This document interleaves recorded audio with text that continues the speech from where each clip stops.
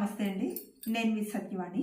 Cervical spondylitis వచ్చిన వాళ్ళు ఎలాంటి యోగా ఆసనాలు చేయాలి అనేది ఈరోజు వీడియోలో మీతో షేర్ చేస్తున్నాను. సింపుల్ ఆసనాస్ ద్వారా మీరు స్పాండిలైటిస్ని 60-70% వరకు ఒక 1 వీక్లోనే మీరు తగ్గించుకునే అవకాశం ఉంటుందన్నమాట. సింపుల్గా చేసి చూపించానండి.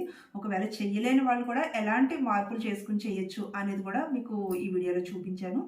ఇంతకన్నా ముందుగా నేను ఆల్రెడీ ఒక 2 వీడియోస్ చేశాను. ఒకటి స్పాండిలైటిస్ వచ్చిన వాళ్ళు ఎలా రిలాక్స్ అవ్వాలి, తర్వాత స్పాండిలైటిస్ వచ్చిన వాళ్ళు ఎలాంటి సింపుల్ ఎక్సర్సైజ్ చేయాలి, తర్వాత ఇది ఎలాంటి యోగాసనాలు చేయాలి అనేది ఇది థర్డ్ వీడియో.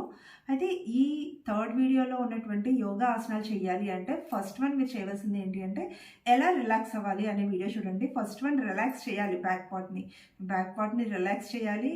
రిలాక్స్ చేసిన తర్వాత సింపుల్ ఎక్సర్సైజ్ చేయాలి. తర్వాత మాత్రమే యోగా ఆసనాలు చేయాలి. డైరెక్ట్గా ఆసనాలు అనేది చేయొద్దు. అలా చేయడం వల్ల ఏమవుతుందంటే నెక్ పెయిన్ తగ్గడానికి బదులుగా ఎక్కువ అయ్యేటువంటి అవకాశం ఉంటుంది. కాబట్టి నేను లాస్ట్లో లింక్ డిస్క్రిప్షన్లో ఇస్తానండి. ఎలా రిలాక్స్ అవ్వాలి, ఎలాంటి ఎక్సర్సైజ్ చేయాలి, తర్వాత ఈ థర్డ్ వన్ ఎలాంటి యోగా ఆసనాలు చేయాలి అనేది ఇప్పుడు మీరు చూస్తారు. అరచేతుల దగ్గర నుంచి మోచేతుల వరకు నేల మీద ఆంచి ఆ విధంగా కంఫర్ట్గా ఉండగలిగినంతసేపు ఉండడానికి ట్రై చేయాలి. ఎప్పుడైతే ఇబ్బందిగా అనిపిస్తుందో అప్పుడు నెమ్మదిగా మకరాసనంలోకి వచ్చి డీప్ ఇన్హలేషన్స్, ఎక్సలేషన్స్ చేస్తూ ఉండాలి. ఇంకా బ్యాక్ పార్ట్ అంతా కూడా రిలాక్స్ అవ్వడాన్ని అలా గమనిస్తూ ఉండాలి. నెక్స్ట్ భుజంగాసన్. 2 చేతులు చెస్ట్కి పక్కనే ఉంచి నెమ్మదిగా శ్వాస తీసుకుంటూ పైకి ఎక్సేల్ అవుతూ స్టార్టింగ్ పొజిషన్కి రావాలి. మళ్ళీ ఇన్హేల్, డీప్ బ్రీతింగ్స్ తీసుకుంటూ తల మీదుగా పైకి సీలింగ్ వంక చూస్తూ ఉండాలి. మళ్ళీ ఎక్సేల్ అవుతూ నుదురుని నేల మీద ఆంచాలి. Inhale, exhale. ఈ విధంగా 3 టైమ్స్ చేసిన తర్వాత మీరు రిలాక్స్ అవ్వాలనుకుంటే రిలాక్స్ అవ్వచ్చు. లేదు అంటే కనుక ఈ విధంగా హోల్డ్ చేసి మీరు కంఫర్ట్గా ఉండగలను అన్నంత వరకు ఉండడానికి ట్రై చేయండి. ఎప్పుడైతే ఇబ్బందిగా అనిపిస్తుందో అప్పుడు మకరాసనంలోకి వచ్చి రిలాక్స్ అవ్వాలి. డీప్ ఇన్హలేషన్స్, ఎక్సలేషన్స్ చేస్తూ రిలాక్సేషన్లో ఉన్నప్పుడు కంప్లీట్ ఫోకస్ అంతా రిలాక్సేషన్ పైన ఉండాలి. నెక్స్ట్ వన్ శలవాసన చేయడం కొరకు ఈ విధంగా ఒక చిన్న స్టూల్ తీసుకుని దాని మీద పిల్లో ఇలా సెట్ చేసుకుని ఈ విధంగా కాలు ఈ విధంగా పైకి రేస్ చేసి, అంటే శలవాసన ఈ స్పాండిలైటిస్ ఉన్నప్పుడు ఒకవేళ ఎక్కువ సమయం చేయడం కష్టంగా ఉంటుంది. ఇలా సపోర్ట్ తీసుకుని చేసినప్పుడు ఎక్కువ సమయం కాలు అలా హోల్డ్ చేసి ఉంచడానికి ఈజీగా ఉంటుంది. ఇలా అయినా చేయొచ్చు. లేదంటే మీకు బయట యోగా బాల్ అని దొరుకుతుంది. ఆ బాల్ సపోర్ట్ తీసుకుని కూడా కాలు 2 ఈ విధంగా పైకి రేస్ చేసి ఎక్కువ సమయం ఉంచడానికి అవకాశం ఉంటుంది. దీనివల్ల స్పైనల్ యొక్క స్ట్రెంగ్త్ పెరగడంతో పాటు మీకు నెక్ పార్ట్ వరకు కూడా బ్లడ్ సర్క్యులేషన్ ఇంప్రూవ్ అవుతుంది.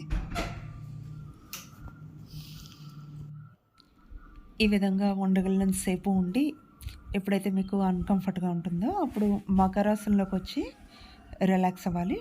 డీప్ బ్రీతింగ్స్ తీసుకుని రిలీజ్ చేస్తూ ఉండాలి.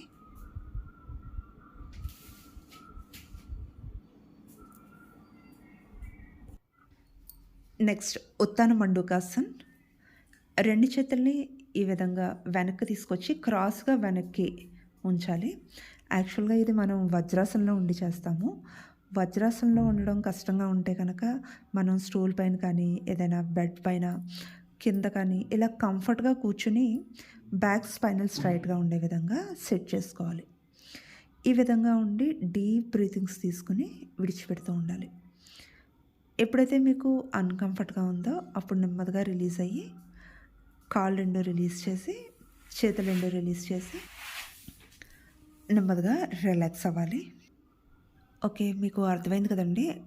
అన్ని పార్ట్స్ ఒకేసారి కాకుండా ఫస్ట్ పార్ట్ వచ్చి ఒక 2 డేస్ స్లోగా చేసి కంఫర్ట్గా అనిపించిన తర్వాత సెకండ్ పార్ట్, తర్వాత ఈ సెకండ్ పార్ట్ కూడా మీకు కంఫర్ట్గా అనిపించిన తర్వాత థర్డ్ పార్ట్ నెమ్మదిగా యాడ్ చేసుకోవాలి.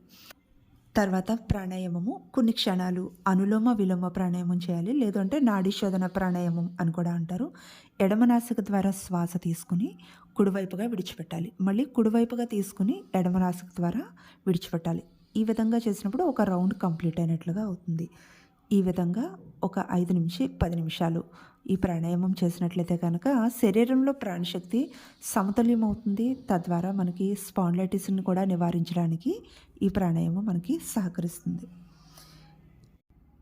తర్వాత కొన్ని క్షణాలు తప్పకుండా మెడిటేషన్ చేయాలి. ఈ మెడిటేషన్ చేసేటప్పుడు మీ మైండ్ ఫోకస్ అంతా కూడా మీ ఇష్టదైవం పైన ఉంచాలి. లేదు ఒకవేళ మీకు అలాంటిది ఏమీ లేదు అనుకుంటే కనుక మీ శ్వాస పైన మనసుని ఏకాగ్రం చేసి ఉంచండి. దీనివల్ల ఏమవుతుందంటే మన థాట్స్ అన్నీ తగ్గడం, దానివల్ల ఒత్తిడి బాగా తగ్గుతుంది. మనకున్నటువంటి టెన్షన్స్ కానీ లేదంటే స్ట్రెస్ ఇవన్నీ కూడా బాగా తగ్గడం, దానివల్ల మనకు ఉండేటువంటి స్పాండిలైటిస్ యొక్క తీవ్రతను కూడా తగ్గించడానికి మనకి ఈ మెడిటేషన్ అనేది చక్కగా ఉపయోగపడుతూ ఉంటుంది. ఓకేనండి. ఈ వీడియో మీకు నచ్చిందనుకుంటున్నాను. తప్పకుండా నా వీడియోని లైక్ చేయండి. ఇంకా మీకు తెలిసిన వారికి షేర్ చేయండి. ఇంకా సబ్స్క్రైబ్ చేయండి.